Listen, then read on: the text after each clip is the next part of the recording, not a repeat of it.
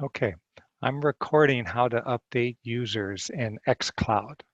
Now, only administrators can do this. So if you find you don't have these menu items, that means that you're not an administrator. So go to the xCloud instance you have and log in.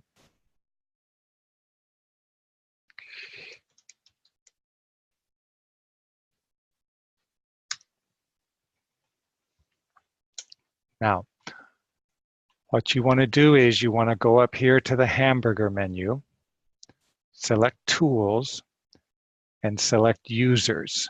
Okay, this will bring up all the users in the system. Then you go and you find the user you want.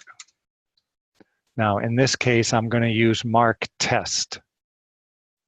Now, you're allowed to update all of this information. You can update the name, you can update the email, the password, you can say whether the person is active or inactive, you can make them a recruiter, an admin, a hiring manager, and you can update the hierarchy.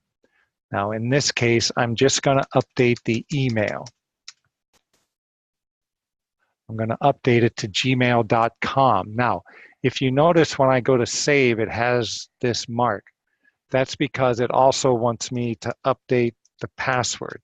That does happen sometimes where you need to update the password.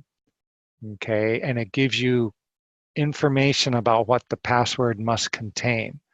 Now, at this point, I can hit save.